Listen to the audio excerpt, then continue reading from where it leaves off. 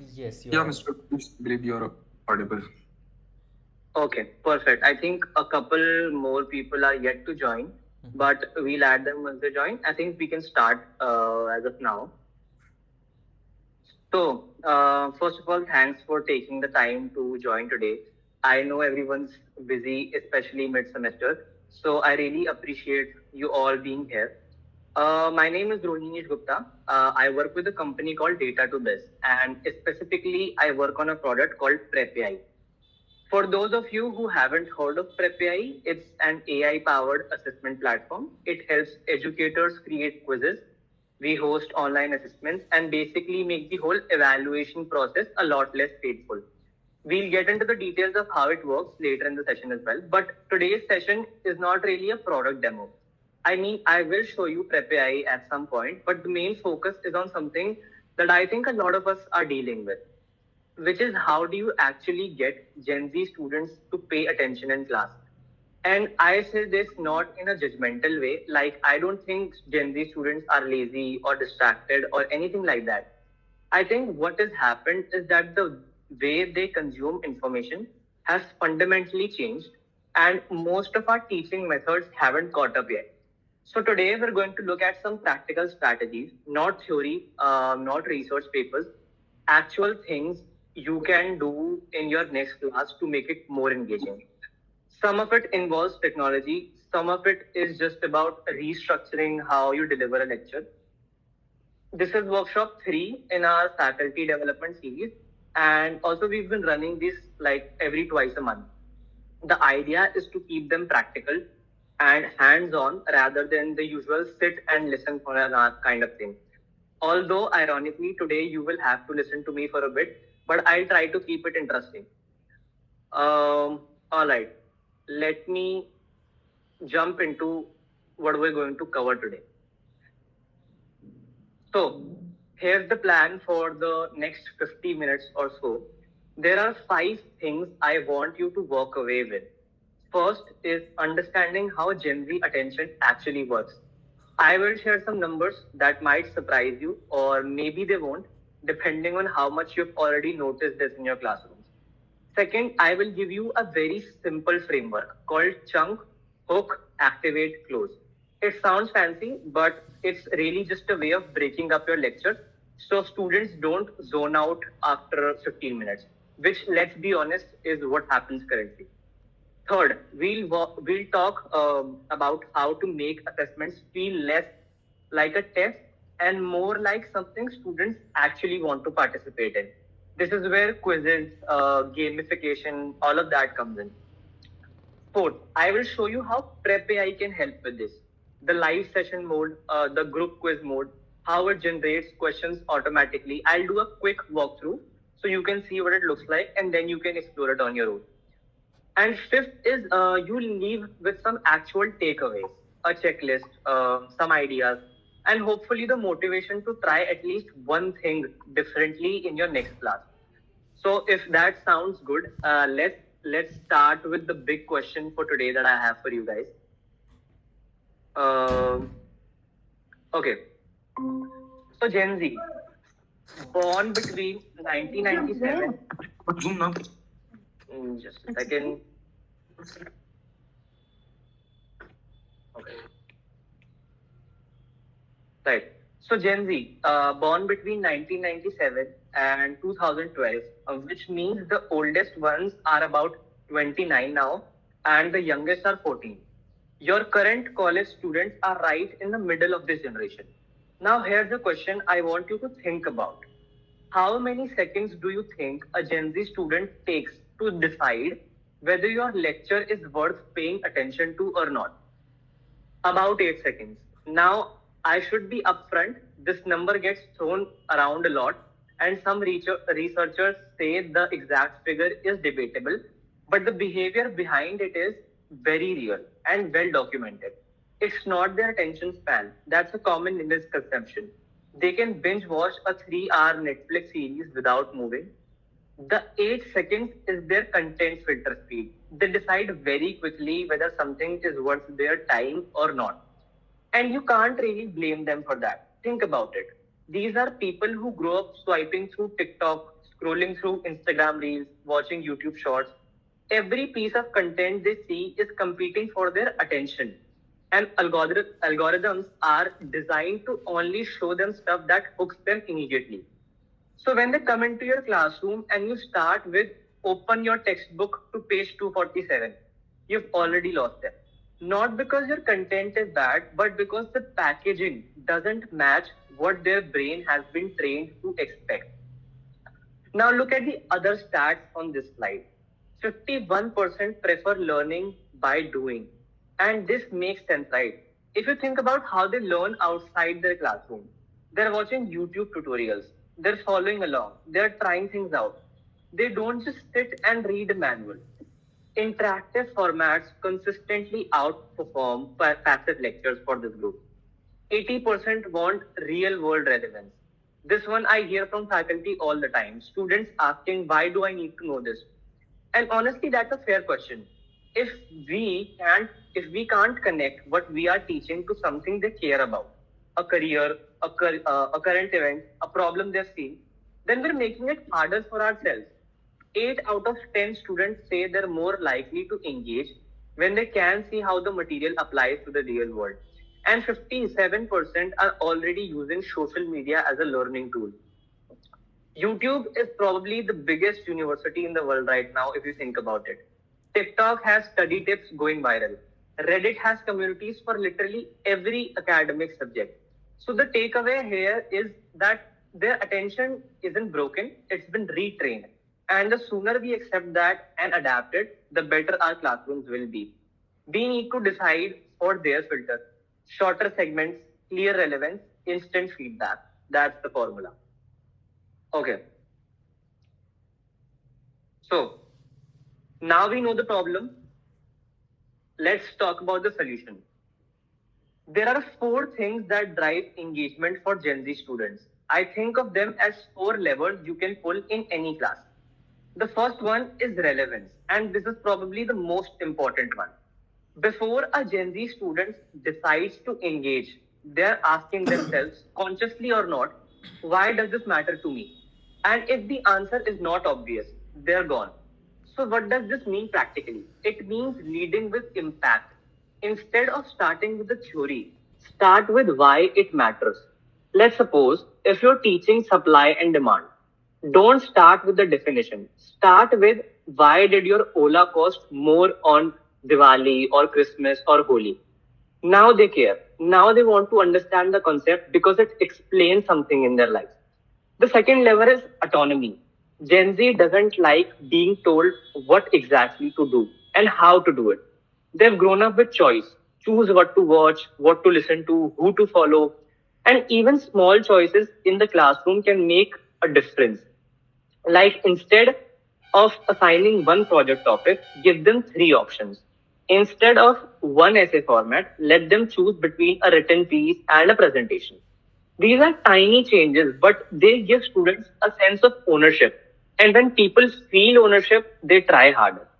Third is speed of feedback. Now, this is huge. Gen Z is used to instant results. They post a photo, they see likes in seconds. They play a game, they see their score immediately. And then they come to our classrooms and submit an assignment and wait 2 weeks for feedback. That gap is the problem. Not because we are slow, but grading takes time. I get it. But because the lack of immediate feedback kills the learning loop. If I don't know how I did for 2 weeks, I've already moved on mentally. I cannot course correct. This is where live quizzes, in-class polls, timed assessments become really valuable. Not as formal evaluation, but as feedback mechanisms. Students answer, they see instantly. If they got it right, they understand where they stand, and that loops keep them engaged. That fourth level is social proof. Humans are social creatures, but Gen Z is especially influenced by what their peers are doing. If they see that most of the class is participating, they will join in. If they see nobody is participating, they will hold back. Anonymous polling is really powerful here because the number one reason students do not participate is fear of being wrong in front of others. remove that fear, and the participation goes up dramatically. Show a histogram of class responses, and suddenly everyone sees that half the class got it wrong too. That normalizes learning from mistakes. So, those are your four drivers: relevance, autonomy, speed, and social proof. Keep these in mind because everything I'm about to show you is built around them. Okay, before I move on to the more practical stuff, let me pause here for a second. If anyone have any questions about what we have covered so far, anything about the Gen Z context or the four engagement drivers, I'm open to them.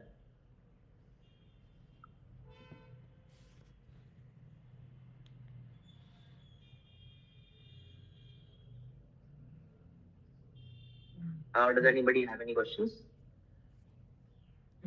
No, I believe I don't have any question. Everything sounds familiar and relevant to me. No questions as of now. Okay, perfect.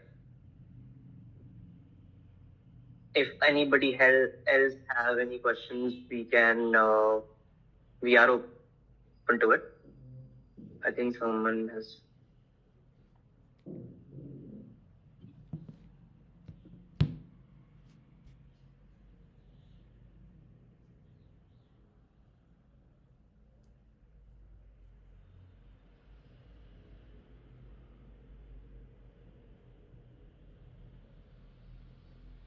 Okay.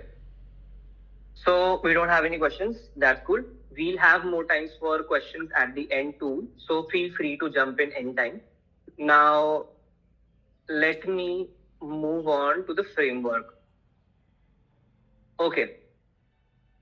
This is the slide that I am most excited about because this is the thing you can literally use next Monday.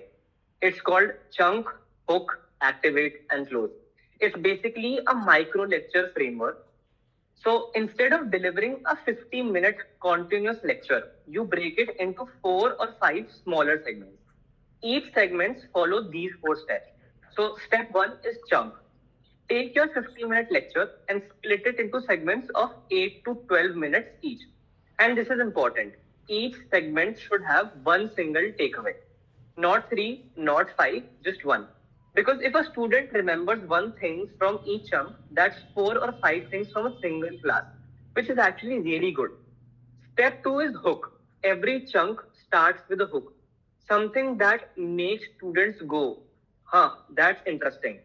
It could be a surprising statistic, a provocative question, a short video clip, what would you do scenario. The point is you're earning their attention in the first 30 seconds of each segment, not assuming you have it. And honestly, this is the hardest part because coming up with good hooks takes some effort. But once you've done it a few times, you start seeing hooks everywhere in news articles, in memes, in everyday situations. Step 3 is activate. After you've delivered your chunk, students need to do something. Not just listen, do something. It could be a quick poll, a pair share where they turn to the person next to them and discuss for 60 seconds, a quiz, an annotation task, a 1 minute write where they summarize what they just heard. The specific activity does not matter that much. What matters is the shift from passive to active. Because the moment students are doing something, their brain switches from receive mode to process mode. And that's when learning actually happens. Step 4 is close. So after the activation, you close the loop, show the results of the poll, highlight interesting patterns from the quiz, connect what they just learned to the next chunk. This gives students a sense of progress, like, okay, I learned something. I confirmed it. Now I'm moving forward. Now let me give you a concrete example. Right. So say you're teaching a 15-minute class on supply and demand. Here's how it could look like. Chunk 1, about 12 minutes. Your hook is why did Uber prices spike on New Year's Eve? You explain dynamic pricing, connected to supply and demand, and then you run a quick poll. Do you think surge pricing is fair? And then you show the kids the results. Chunk 2 is about 10 minutes, where you say, let's draw the curve. You explain the supply demand graph and then run a 3-question quiz to see if they got it. Chunk 3 is another 10 minutes, which is a case analysis. Maybe you put them in groups, have them analyze a real scenario, and then you wrap it up with three key takeaways. It is the same content, the same 50 minutes, but it is completely restructured. And the difference in engagement is night and day. Okay, so now that I have mentioned PrepAI a couple of times already, let me show you how. Let me show you what it actually does and how it fits into this framework. PrepAI basically has three modes that are relevant for what we're discussing today, and each one maps to a different part of the engagement cycle. The first is live quiz mode. This is your activate step on steroids. Here's how it works. You upload your content. It could be lecture notes, it could be a PDF, it could be a chapter from textbook, it could be a YouTube video URL, or even just a topic. PrepAI's AI reads through it and generates quiz questions automatically. And I should say, these aren't just basic recall questions. The AI can generate application level questions, scenario based questions, even higher order thinking questions using Bloom's taxonomy. Now, are they perfect every time? No. You will want to review them, maybe tweak a couple, maybe remove one that does not fit, but it saves you a ton of time compared to writing everything from scratch. Now, once your quiz is ready, you host it as a live session. Students get a shared link, they open it on their phone or laptop, and there's a timer running. They answered the questions within the time limit, and then you get automated scoring with detailed performance analysis.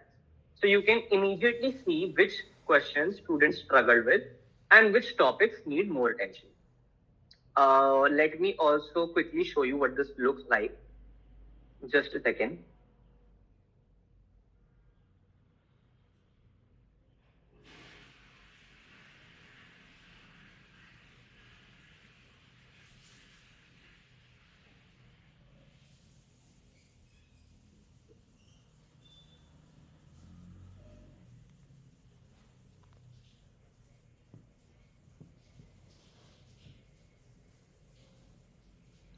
Let me share my screen again.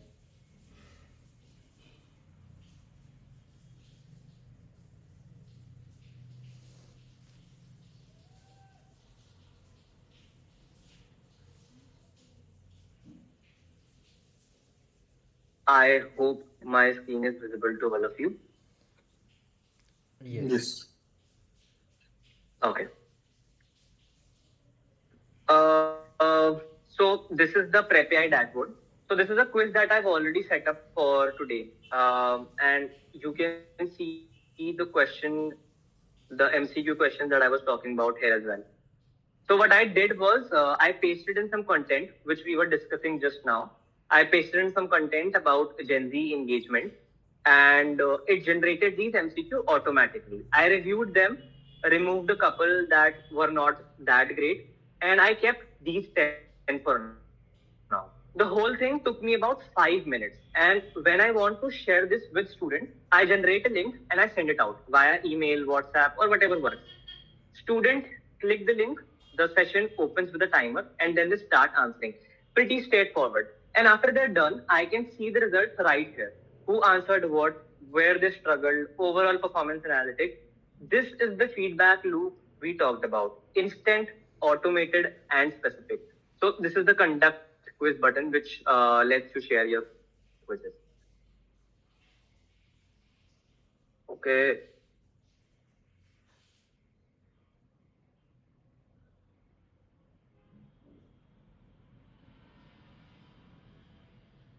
just a second. Let me get back to the slides.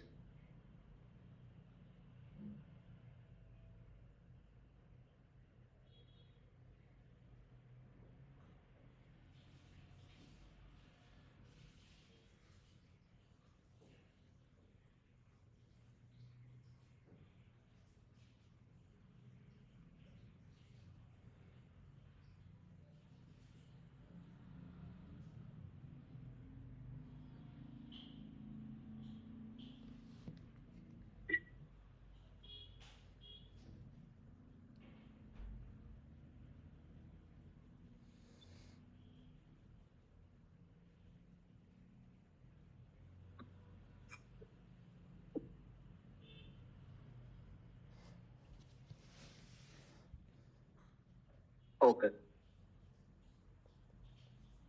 So, the second mode is group quiz mode. Same concept, but for teams. So you create a group quiz, and student works in teams of 3 or 4, and then they discuss and submit answers together. This activates two engagement drivers at once: social proof, which we discussed, and autonomy as well. Students are talking to each other, they are debating, they are explaining their reasoning, right? And the third mode is self-paced practice. This is for a sync use outside class time. You generate a question bank from your learning outcomes. Students attempt at their own pace, and you get auto grading with feedback. This one is great for revision and exam prep. One thing I want to emphasize here is the AI generates the question, but you have to verify them always. The AI is a tool that saves you time, but you are the subject expert. You know your students, you know what is important, and you make the final call on what goes live and what does not. All right. Let's talk a little bit about gamification. Mr. Ramesh, I have one question. Yes. Obviously, whatever you just showed us all, right? That sounded great, right? Right. And especially that framework, that chunk, hook, activate, close. Right? Close. I just had a question that if my class size is comparatively broader, say 100 plus or 150 plus, right? Can I still use that particular framework in my classroom to get the results to engage more students? Okay, so I see the question is great. I see where you're coming from. So the straightforward answer is yes, absolutely, you can still use it. The framework actually works better with large classes and not worse, in fact. Because think about it, in a large class, you cannot really do individual interaction anyway. So the traditional lecture is even less engaging. But with this approach, the activation step, like a timed quiz or a poll, scales to any size. Whether it is a 30 student class or 300, everyone can answer on their phone or laptop at the same time. You share a link, they open it, they answer. The automated scoring handles the result regardless of any class size. So if anything, it's actually more impactful with a big class because when you show that 200 people just attempted a quiz and 60% got a question wrong, the reaction in the room is much more dramatic. So to answer your question, yes, large classes are totally fine. Okay, got it. If anyone else also have any questions? Okay, so let's talk about gamification. Now, I know some faculty hear that word and think, oh, we are turning education into a video game. And that's not what this is. Gamification in the classroom is really about using game mechanisms. Things like scores, badges, timers, to make participation feel less like a test and more like an activity. The goal is to move from test anxiety to let's play. Let me go through what works. Opt-in ranking. Not everyone is comfortable with public ranking. So top performers and a most improved category. And always have an anonymous option. Some students perform better when they're not worried about being judged. Second is streaks and badges. Track consecutive participation. If a student has joined 5 quizzes in a row, acknowledge that. Simple badges for milestone. It sounds silly, but it does work. People like collecting things and feeling recognized. Gentle time pressure. I say gentle because because you don't want to create panic. A countdown timer of 30 to 45 seconds per question adds just enough urgency. Students focus more when there's a ticking clock, but 30 seconds is enough time that they're not stressed. Fourth is team versus team. Group quiz scoring activates something interesting. When you are answering for yourself, you can be lazy. When your team scores depends on you, suddenly you are more invested. Social accountability is powerful. On the social proof side, showing live results histograms is one of the most underrated tools. When a student gets a question wrong and then they see as well that 60% of the class also got it wrong, they feel better. They are not alone. And that makes them more willing to try again. Anonymous polling is gold for sensitive topics or controversial questions. Students will share opinions they would never say out loud. And the big mindset shift is celebrate effort and not just accuracy. Don't just highlight who got it the most right. Highlight the most active team, the fastest improvement, the student who went from 2 out of 5 to 4 or 4 out of 5. That changes the whole culture of your classroom.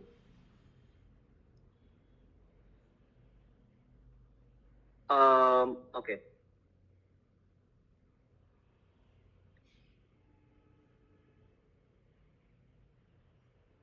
right.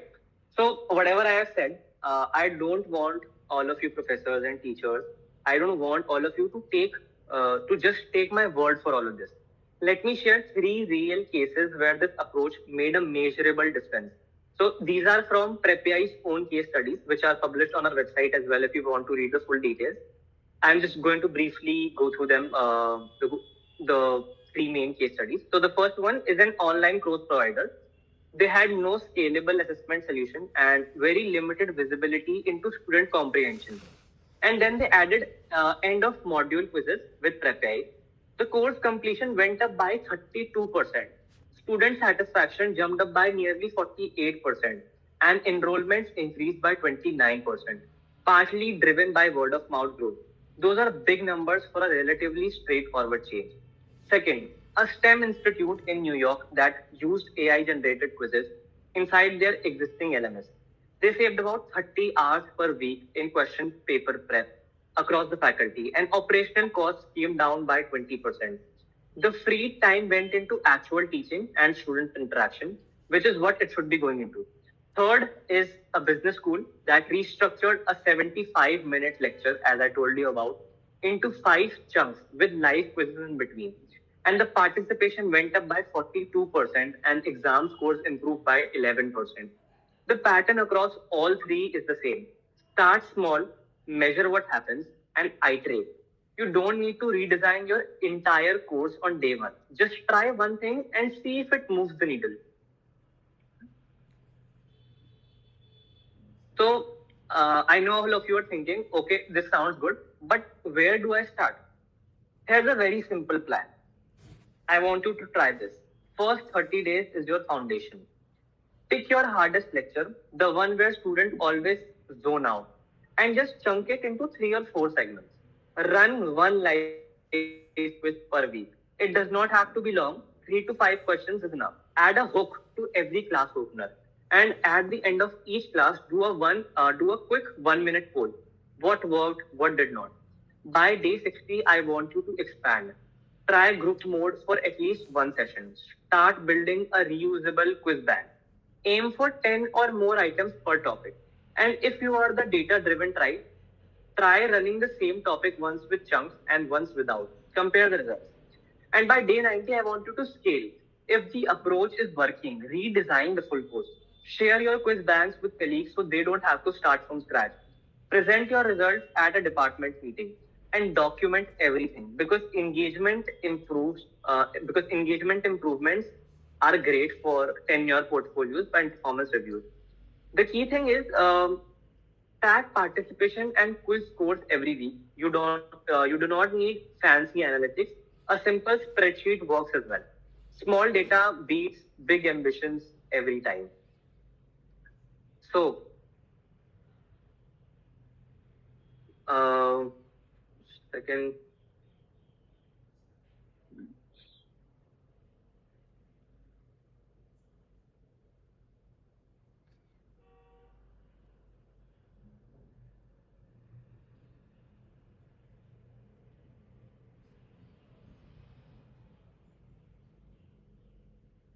right. So let me wrap up the session with three quick takeaways. One is you understand, you do not fight. Gen Z's attention has been retrained by short form media, and that is not a problem to fix. It is a reality to design for. Short segments, real world hooks, and instant feedback. Two, make it a game, not a test. live quizzes, group scoring, timed session, anonymous polls. These things turn assessment from something students dread into something they actually engage with. Three, start small, measure, iterate. You do not need to change everything overnight. One chunked lecture plus one live quiz this week. See what happens. Build from there. The PrepAI platform is at prepai.io. We will also send the recording and slides through YouTube links within the 24 hours. And there's a Gen Z engagement checklist that we'll also share in the follow-up. Before I close, if anyone has any last questions, anything we want to discuss, or anything you want me to clarify, we are open to it. Yeah. First of all, thanks, Mr. Rohinish, like for such a great presentation. I got to learn a lot. Obviously, I have my own takeaways, which I'll obviously be implementing in my classroom going forward. But during your session, you presented a tool called PrepAI, I believe, where you Yes. showed like how we can generate quizzes and conduct tests with our classroom in maybe more interactive manner. Yes. But like as an educators, right? And these days many tools are coming, but still as educators we still have maybe doubts on AI generated questions. Like how reliable Right. they, right? Like do they, what's the accuracy rate? Like do they many times produce wrong or misleading questions, or it's just another AI? Obviously, like what's the case? Like how reliable is Okay. this? Okay, I got your question. This is a very good question, and honestly, this comes across a lot. So the honest answer is yes. Sometimes they do produce like wrong questions or misleading questions, and AI is not perfect. You will occasionally get a question where the wording is a bit off, or the answer options are not quite right, or it's testing something too basic. That's why we always say review before you go live. The AI does the heavy lifting of generating 10 or 15 questions in seconds, which would take you probably an hour to do manually. But you still need to spend 5 minutes going through them, tweaking what needs tweaking, removing what does not work. Think of it like having a teaching assistant draft your quiz. You would also still review it before giving it to your students, right? Same thing here. PrepAI also lets you edit any question or add your own, so you have full control. The AI saves you time. It does not replace your expertise. So yeah. Okay, got it. Yeah, thank you. If anyone else also have any questions. Yes, Mr. Rohinish, I learned a lot from your session, especially one of the biggest and exciting thing for me was the that thing where you said that when somebody answers for themselves, they might not be that much dedicated or interested, but when there is a group versus group, group A versus group B, then they play for the Right. group. So I may be Hmm. implementing this very soon in my classroom. I have to plan it on the Great to hear. similar lines, but there are also some students in the class who are very stubborn, and Hmm. even if I break my lecture my in different chunks or parts, or I do all those things to make them hook, I do to make them engage, and all those things, but there are some students who still don't want to participate, or I don't know what is the problem with them, how to handle those type of students, what to do for them. Okay. So this problem is very real. And also, I don't want to pretend that the framework I told you about will magically fix every disengaged students. Some students have other things going on, personal issues, burnout, whatever. And no teaching technique is going to solve that. But what I have seen is that anonymous participation lowers the barriers significantly. A student who would never raise their hand in class will answer a quiz on their phone because there's no risk. Nobody knows it's them. And once they start participating anonymously, they often start engaging more in other ways as well. It's like a gateway. Also, when you make participation the normal thing, like 90% of the class is answering, the social proof effect kicks in. It becomes weird to not participate. So you won't get 100% engagement, but you will definitely get more than what you're getting with a traditional lecture today. So yes, Yeah, got the point that we have to at least start, and for starting, we can maybe strive with the yes, anonymous thing. yes.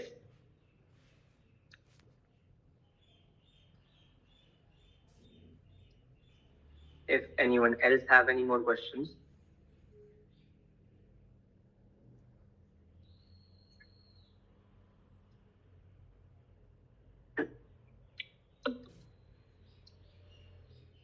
Yeah, I believe that was it okay, from my end. okay. Perfect. Then, thank you so much, everyone. Thank you for your time. I hope this was useful and that all of you professors and faculty members will try at least one of these ideas in your next class. Feel free to reach out to us through the PrepAI community anytime, and have a great rest of your day. Thank you, everybody. Thank you. Thank you.